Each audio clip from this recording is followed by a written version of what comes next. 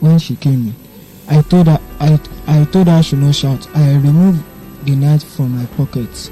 When I keep the knife, I remove it. I want to attack her with knife to collect her phone, but she did not want to give me the phone.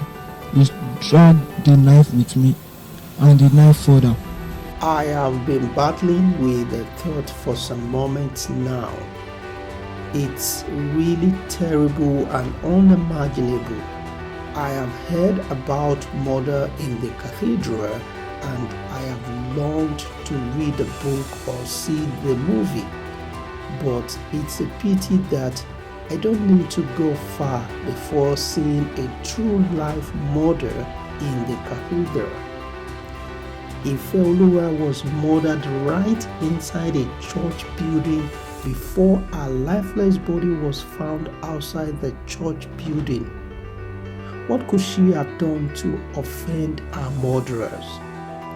That was the question my mind has been battling with since I heard of her cold murder.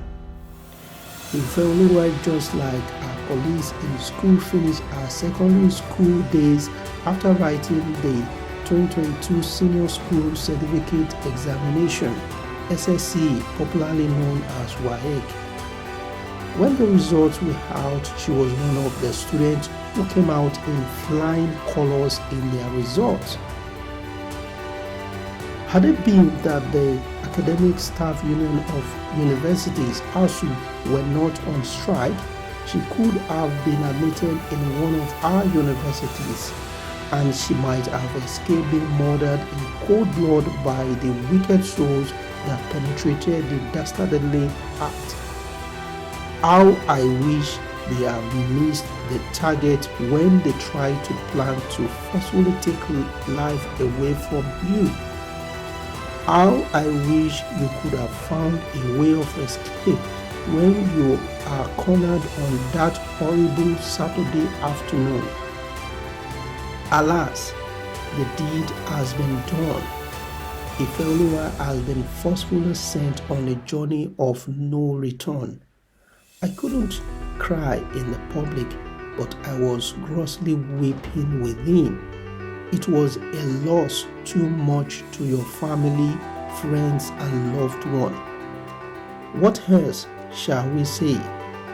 God understands everything, even when it seems cumbersome and bizarre to humanity. Adieu, Ifeoluwa. You might have been murdered, but we believed you are resting now. May God grant your family and friends the fortitude to bear this colossal loss. R.I.P. Ifeoluwa.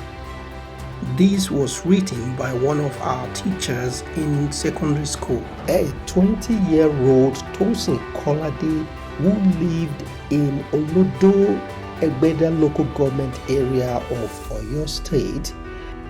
On a fateful Friday afternoon, September 17, 2022, he left his place of vocational training, having told his trainer a big lie that he needs to go home, that he is not feeling too good.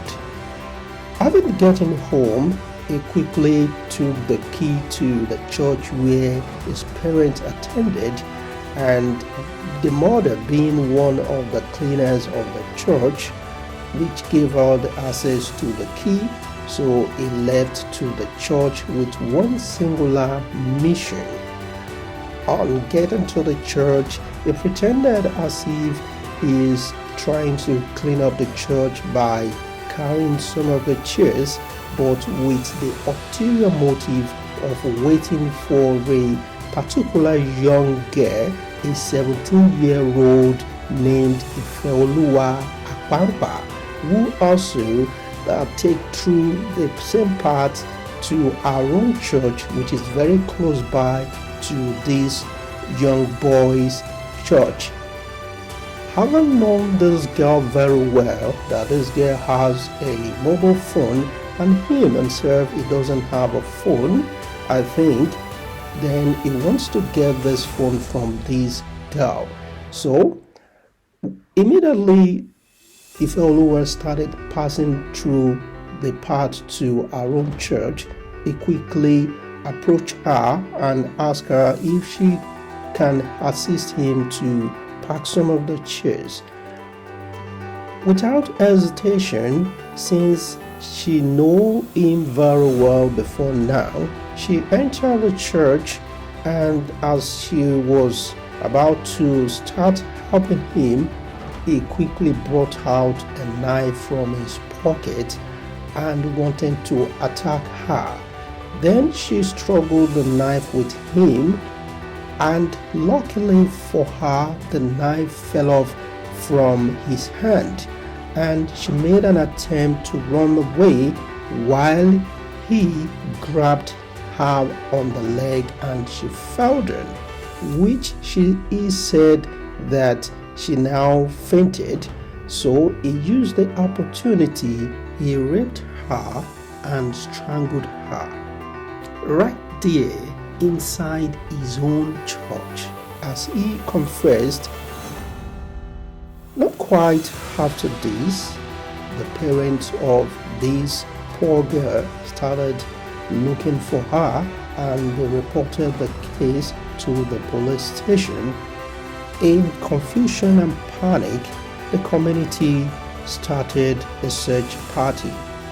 Not too long they began searching for her. They received a call from an unknown caller who called the parents and told them that their daughter had been adopted. And I began to ask a question: from whose phone could this caller, who supposedly would be Tosin Accolade, calling the parents of this girl in order not to probably sniff out where the girl could be at that moment? Which phone did he use? Because he was claiming that the Ifeoluwa refused to give him the right password. That's why he strangled her.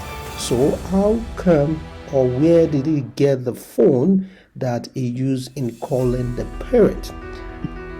Right now, we don't even know if he is actually the only one that did this, or there are other accomplices to this crime. Because as mentioned in the very beginning, the very question was asked, what could she have done to offend her murderers? Okay, so that calls for more investigation to find out, is he the only one, or there are other accomplices to this heinous crime?